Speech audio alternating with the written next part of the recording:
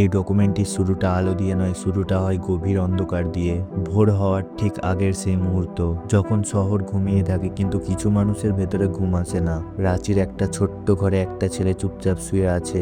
বাইরে দূরের ট্রেনের হুইসেল ভেসে আসে। এই শব্দটা তার কাছে শুধু ট্রেনের শব্দ নয়, এই শব্দটা তার জীবনের বাস্তবতা। প্রতিদিনের মতন সে আজও ভাবছে, এই ট্রেন কি শুধু যাত্রী নিয়ে যাবে? ছেলেটার নাম মহেন্দ্র সিং ধোনি। তখন সে জানে না এই অন্ধকার, এই নিঃশব্দ রাত, এই অপেক্ষা সব মিলিয়ে একদিন ইতিহাস হবে। 1981 সালে 7ই জুলাই ঝাড়খণ্ডের রাঁচি শহরে জন্ম নেয় মহেন্দ্র সিং ধোনি। তখন রাঁচি বিহারের অন্তর্গত। তার বাবা মেকন নামের সরকারি প্রতিষ্ঠানে জুনিয়র ম্যানেজমেন্টের কাজ করতেন। নিয়মিত চাকরি, সীমিত বেতন, কিন্তু অসীম দায়িত্ব। মা ছিলেন সংসারের নীরব শক্তি।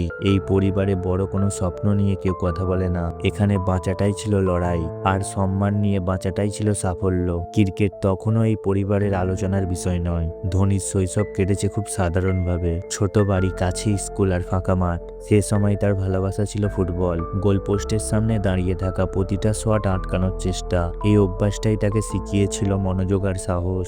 গোলকিপার মানে একা দাঁড়িয়ে থাকা, ভুল করলে পুরো টিমের দোষ নিজের কাঁধে নেওয়া।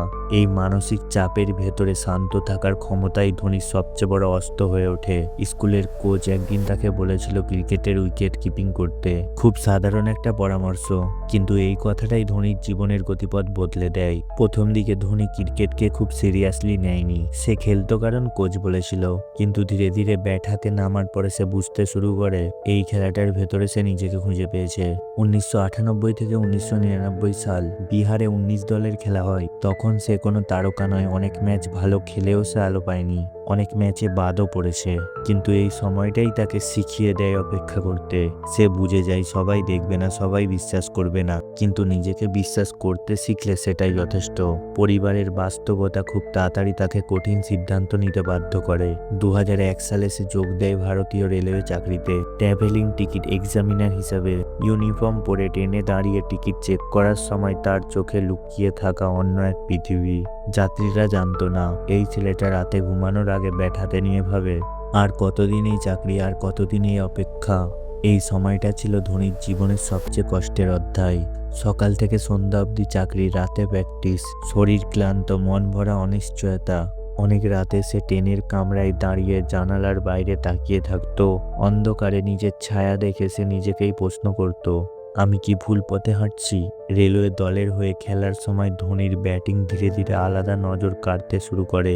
শক্তিশালী শট, কিন্তু কোনো অহংকার নেই। সে জানতো একটা ম্যাচ ভালো খেললেই জীবন বদলে যায় না, তাকে বারবার নিজেকে প্রমাণ করতে হবে নীরবে ধৈর্য নিয়ে। 2003 সালে আসে ভারত এ দলের সুযোগ। জিম্বাবুয়ে আর কেনিয়ায় সফর। এখানেই প্রথমবার সে বুঝে যায় আন্তর্জাতিক ক্রিকেট মানে কতটা মানসিক লড়াই। প্রতিটা ম্যাচ, প্রতিটা ইনিংস নিজেকে প্রমাণ করার যুদ্ধ। সে ভুল করে, আবার শেখে। 2004 সালের ডিসেম্বরে বাংলাদেশের বিপক্ষে আন্তর্জাতিক অভিষেক। প্রথম ম্যাচেই রান আউট, 0 রান। সে রাতে অনেক ক্রিকেটারের স্বপ্ন ভেঙে যায়, কিন্তু ধোনি ভাঙে না। সে শুধু চুপচাপ বসেছিল। এই শূন্যটাই একদিন আমার গল্পের শুরু হবে।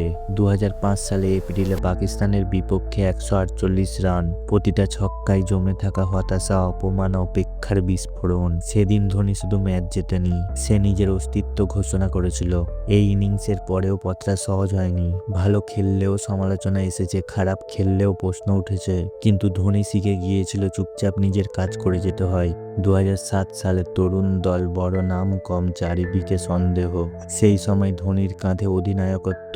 সে জানতো ভয় পেলে দল ভেঙে পড়বে, তাই সে ভেতরে ভয় লুকিয়ে রেখে শান্ত মুখে সিদ্ধান্ত নিত। প্রথম টি-20 বিশ্বকাপ। প্রতিটা ম্যাচে বুকের ভেতরে ঝড়, কিন্তু বাইরে অদ্ভুত শান্তি। শেষ পর্যন্ত ভারত চ্যাম্পিয়ন। 2008 থেকে 2010 ধোনির নেতৃত্বে ভারত ধীরে ধীরে শক্তিশালী দল হয়ে ওঠে। একদিনের ক্রিকেট, টেস্ট ক্রিকেট, সব ফরম্যাটেই তার ছাপ। ভারত টেস্ট র্যাঙ্কিংয়ে 1 নম্বরে ওঠে। এই সময়টাই ধোনির কেরিয়ারের সবচেয়ে পরিণত অধ্যায়। 2011 সালে বিশ্বকাপ, পুরো দেশের চাপ। ফাইনাল ম্যাচে ধোনি নিজেই উঠে দায়িত্ব নেয়। 91 রান, অপরাজিত শেষ ছক্কা। সেই মুহূর্তে শুধু স্টেডিয়াম নয়, পুরো দেশ কেঁপে ওঠে। এই সাফল্যের আড়ালে ব্যক্তিগত জীবনে ছিল গভীর বেদনা। প্রিয়াঙ্কা ঝা একটা নাম, একটা অসম্পূর্ণ ভালোবাসা। তার আকস্মিক মৃত্যু ধোনিকে ভেতর থেকে ভেঙে দেয়। সে কাঁদেনি প্রকাশ্যে, কিন্তু অনেক রাত নীরবে ভেঙে পড়েছে। 2010 সালে সাকি সিং রাওয়াতের সাথে বিয়ে। সাকি তার জীবনে শান্তি নিয়ে আসে। 2015 সালে কন্যা জিভা সিং ধোনি জন্ম নেয়। ধোনির জীবনে নতুন অধ্যায় যোগ করে। সময় বদলায়, সমালোচনা আসে, ফর্ম যায়, প্রশ্ন ওঠে। 2014 সালে টেস্ট ক্রিকেট থেকে অবসর, পরে অধিনায়কত্ব ছাড়া, কিন্তু ধোনি কখনো অভিযোগ করেনি। 2020 সালে 15ই আগস্ট নীরব এক বার্তায় আন্তর্জাতিক ক্রিকেটকে বিদায়। কোনো নাটক নেই, কোনো কান্না নেই, শুধু সম্মান।